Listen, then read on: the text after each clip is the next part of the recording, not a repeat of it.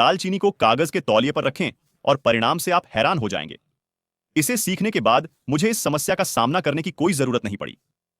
मुझे यकीन है कि आपने कभी सोचा नहीं होगा कि तौलिया इस प्रकार इस्तेमाल किया जा सकता है, लेकिन इसका उपयोग जानने के बाद आप निश्चित रूप से इसे अपने घर में उपयोग करना चाहेंगे।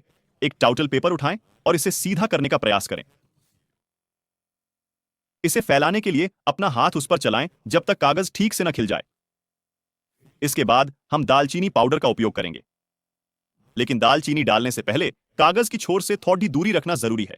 इसके लिए बस 2 उंगलियों की दूरी नापें और फिर केंद्र में थोड़ी सी दालचीनी डाल दीजिए।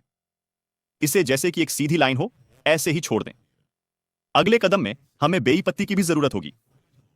अपने हाथों से कुछ बेई पत्तियां कुचलें और दालचीनी पाउडर के ऊपर यथासंभव छिड़कें और फिर ऐसा ही रहे। यह इसी तरह दिखेगा।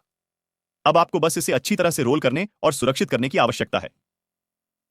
सारे कागज को मोड़ना बहुत जरूरी है, बिल्कुल उसी तरह जैसे मैं कर रही हूं।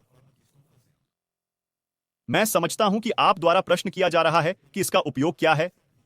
मैं तुम्हें बता दूंगा, तुम्हारी प्रतीक्षा व्यर्थ नहीं जाएगी और यह अवस्था बनी रहेगी। हम बनाने के लिए दांत का पेस्ट का उपयोग करेंगे।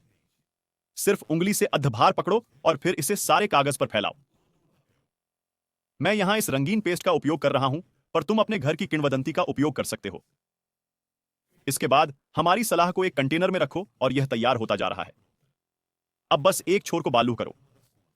तुम्हें इसे आग पर नहीं छोड़ना है, सिर्फ ब्राजरेट, क्योंकि हमें धुआं की आवश्यकता है। और दोस्तों, जो हमने अभी तैयार किया है वह एक शक्तिशाली घरेलू रिपेलेंट है। यह सही है।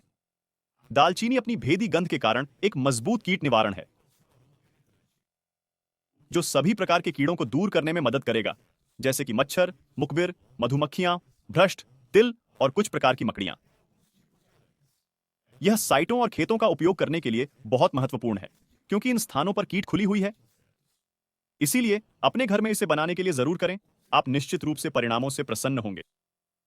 एक गले लगाने और मैं तुम्हें अगली वीडियो में देखूंगा।